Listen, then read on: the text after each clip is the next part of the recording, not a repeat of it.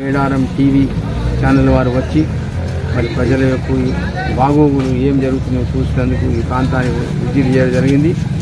ముఖ్యంగా మరి గత 25 సంవత్సరాల నుండి ఈ ప్రాంతంలో కాంగ్రెస్ పార్టీ ఒడిదొడుకులు లేకుండా అభివృద్ధిలో ముందంజలో ఉంది.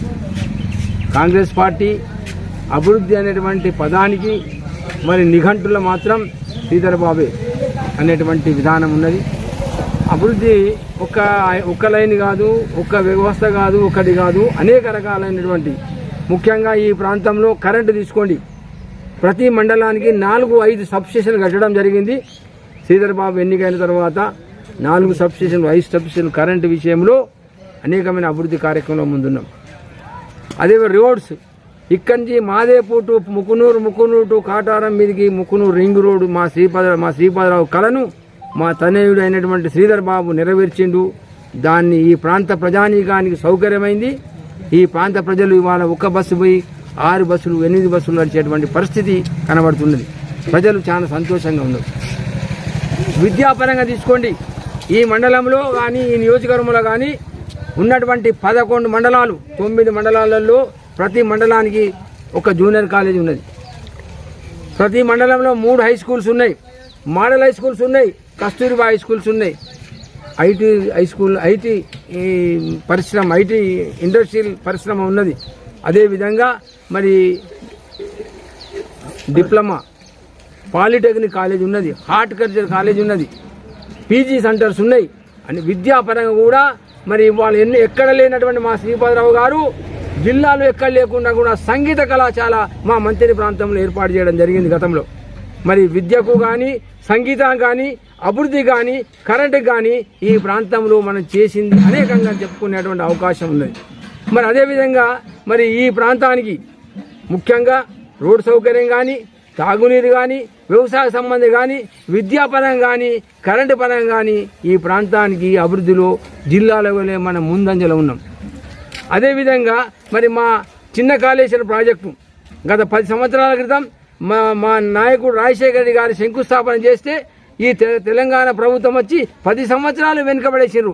ఆ ప్రాజెక్టు 10 సంవత్సరాలు వెనుకబడడం వల్ల ఈ ప్రాంత ప్రజానీకానికి వ్యవసాయంలో కొంత వెనుకబడేటువంటి పరిస్థితి వచ్చింది. ఈ ప్రాజెక్టు కడితే 3 మండలాలు 4 మండలాలలో 4 టీఎంసీ వాటర్ ఆడితే 45,000 ఎకరాలు ఈ ప్రాంతానికి నీరు అందించి వ్యవసాయానికి అనుకూలంగా ఉండేటువంటి ప్రాంతం ఏర్పడడం జరిగింది.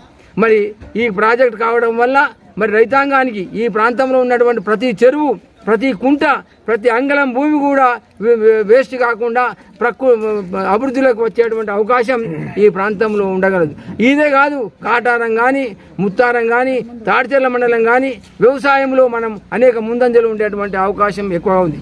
మరి అదేవిధంగా మరి రేపు 15 తారీఖు మే 15 నుంచి 25 వరకు జరగబోయేటువంటి సరస్వతి పుష్కరాలు కూడా మరి ప్రభుత్వం వచ్చిందా 25 కోట్ల రూపాయలు తీసుకొచ్చి కాళేశ్వరాన్ని అభివృద్ధి ముందంజలో ఉండడంలో అతిశయోక్తి లేదు. ఇవాళ రాత్రి పగలనకుండా యంత్రాంగం పనిచేస్తూ మరి కమిషనర్ గారు కూడా 4-5 సార్లు మీటింగ్ పెట్టి, కలెక్టర్ గారు కూడా పెట్టి, శ్రీధర్ బాబు గారు దాన్ని పర్యవేక్షణ చేసి ఆ ప్రాంతానంతా కూడా అభివృద్ధిలో ముందంజలు ఉండాలని కూడా వారు రాత్రి పగలు పర్యవేక్షిస్తూ ముందుకు తీసుకెళ్లి అనుకున్న టైంలో కూడా పనులన్నీ కూడా పూర్తయ్యే అవకాశం కలిగి 5 కోట్లు ఇచ్చారు.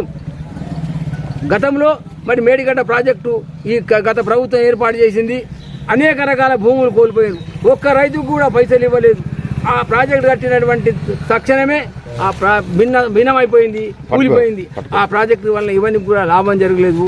ఒకవేళ ఆ ప్రాజెక్టు సర్వే చేసినప్పుడు కూడా మరి భూములు అమ్ముకుంటామంటే కూడా సర్వే చేసినాం, మేము ప్రకటన చేసినాం, మీరు అమ్ముకునే హక్కు కూడా లేదని కూడా ప్రభుత్వం ప్రకటన చేసింది. కాబట్టి ఈ ప్రాంతానికి మా నాయకుడు శ్రీధర్ బాబు గారు, మరి మా ప్రాంత నాయకుడు శ్రీపాదరావు గారి కళలన్నీ కూడా నెరవేర్చడంలో మా నాయకుడు ముందంజలో ఉందని చెప్పడంలో అశయోక్తి లేదని, మరి వారు ఇంకా అభివృద్ధి చేయాలని, ఇంకా ముందంజలో ఉండాలని, ఇంకా ఈ ప్రాంతానికి ఇంకా చేయవలసిన ఇండస్ట్రీలుగా ఆయన కళ ఏంటంటే ఈ ప్రాంతంలో ఒక పెద్ద పరిశ్రమ పెట్టి చదువుకున్న విద్యార్థులకు, చదువుకున్న నిరుద్యోగులకు ఒక మంచి పరిశ్రమ ఏర్పాటు చేసి వారికి జీవనోపాధి ఏర్పాటు చేయాలని వారి పెద్ద కళ కంటున్నారు. ఆ కళ కూడా నెరవేర్చడంలో ముందంజలో ఉందని చెప్పడంలో మనం చాలా అశయోక్తి ఏం లేదు. తర్వాత వారు ముందంజలో ఉన్నారని కూడా మనం చెప్పవచ్చు. మరి ఇటువంటి అభివృద్ధి కార్యక్రమాలు సామాన్య ప్రజానికానికి, బీద ప్రజానికానికి, బడుగు బలహీన వర్గాలకు మా నాయకుడు ఆశా జ్యోతిగా ఉన్నాడు. కాబట్టి ఈ ప్రాంత ప్రజానికి 20 సంవత్సరాల నుంచి 15 సంవత్సరాలు వాళ్ళ నాన్నగారు, 25 సంవత్సరాలు వీరు, ఈయన అనేకమంది ప్రజల అభిమానం లేనిది ఇన్నిసార్లు ఈ ప్రాంతానికి ఈ నాయకుడిని మనం గెలిపించినామంటే ఆయన ఎంత అతిశయోక్తి, ఎంత పెద్ద హృదయంలో ఎంత వ్యవస్థ ఉన్నదో మన అందరికి కూడా తలలో నాలిక లెక్క ఉన్నాం. కాబట్టి మనం అందరం కూడా ముందుకు పోయేటువంటి అవకాశం ఉంది. ఇంకా ఆయన ఆరోగ్యాలు ఐశ్వర్యం కలుగజేసి ఈ ప్రాంత ప్రజానికానికి ఇంకా అభివృద్ధి చేయాలని ఆ భగవంతుని మేము ప్రార్థిస్తున్నాం. అంటే ఇన్ని చేస్తున్నా కానీ ప్రతిపక్ష పార్టీలు అనవసర రాద్ధాంతం చేస్తున్నాయి, దాని గురించి మీ కామెంట్?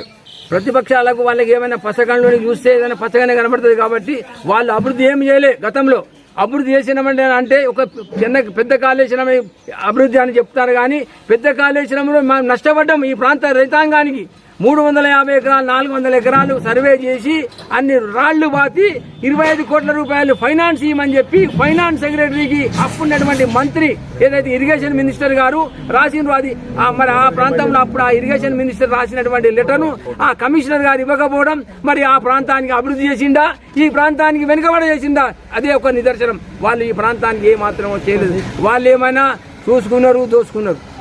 ఈ ప్రాంతంలో బట్టి ఆ కాళేశ్వరం ప్రాజెక్టు పెట్టి అనేకమైన దోచుకున్నారు. కాబట్టి ఈ కాళేశ్వరం ప్రాజెక్టు విషయంలో మనం వెనుకబడి ఉన్నాం.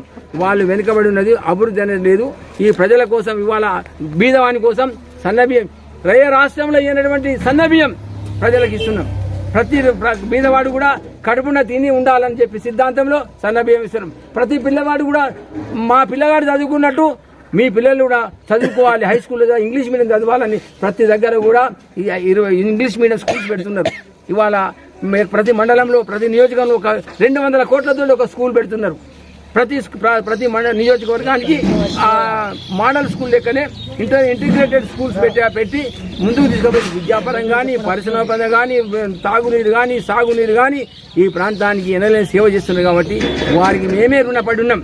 ఈ ప్రాంత ప్రజానీకం అంతా కూడా కాంగ్రెస్ పార్టీకి, శ్రీధర్ బాబు గారికి ఈ ప్రాంత ప్రజలు రుణపడి ఉన్నది. శివారం బ్రిడ్జి నిర్మాణం ప్రజలకు ఉపయోగకరంగా లేదు అని అంటున్నారు, మీరేమంటారు?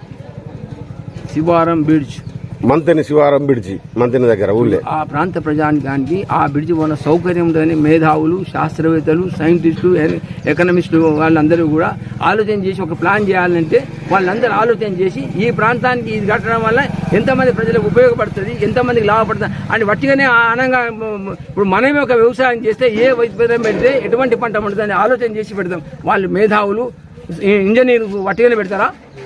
ఆలోచన లేకుండా పెడతారా? ఆ ప్రాంతానికి, ఆ ప్రజానికి అవసరమని పెట్టిందా, అవసరం లేకని పెట్టారా? అవసరమనే పెట్టారు. అందుకోసం అది వట్టి ఆపోహకు తర్వాత వాటి ఏదో కాలయాపన చేసే ముచ్చట్లు తప్ప టీఆర్ఎస్ ప్రభుత్వం యొక్క ఆలోచన విధానం తప్పు. దానికి ఎవరు ఆరోపణ చేసినా కానీ అది రాంగ్ అని మేము కూడా ఘంటాపనం చెప్పేటువంటి ఆస్కారం మాకున్నది. రానున్న రోజుల్లో మంత్రి నియోజకవర్గం అభివృద్ధి ఎలా ఉండబోతుంది? చివరగా మా నాయకుని యొక్క కళ ఈ ప్రాంతంలో ఒక పెద్ద ఇండస్ట్రీ పెట్టి చదువుకున్న విద్యార్థులకు, యువకులకు మంచి జీవనోపాధి ఏర్పాటు చేయాలని వారి ఆలోచన. అదేవిధంగా చదువుకున్నటువంటి విద్యార్థులందరూ కూడా రాజీవ్ యువశక్తి అనేటువంటిది కూడా పెట్టి దాని ద్వారా కూడా అనేక మంది చదువుకున్న పిల్లలను ఎటువంటి చెడు అలవాట్లకు లేకుండా, ఎటువంటి చెడు ఆలోచన చేయకుండా జీవనోపాధి జరగాలని చెప్పి వాళ్ళు మన రాజీవ్ యువశక్తి కూడా ఏర్పాటు చేయడం జరిగింది. ఈ ప్రాంతానికి ఆయన ఒక తన శరీరములో ఒక కన్ను ఎటువంటి ఎంత ప్రాముఖ్యతనో ఈ ప్రాంత ప్రజలు, ఈ ప్రాంత అభివృద్ధి అంత ప్రాముఖ్యతగా ఆయన ఆలోచన చేసి ముందడుగు వేస్తున్నారు. కాబట్టి రాబోయే రోజుల్లో ఇది జిల్లాలే కాదు, 4-5 జిల్లాల కాదు, తెలంగాణలోనే మంత్రి నియోజకవర్గం ఒక పేరు ప్రతిష్టలకు వచ్చేటువంటి అవకాశం ఉన్నదని కూడా ఈ ఘంటాపదంగా మేము చెప్పే అవకాశం మాకున్నది. Thank you very much.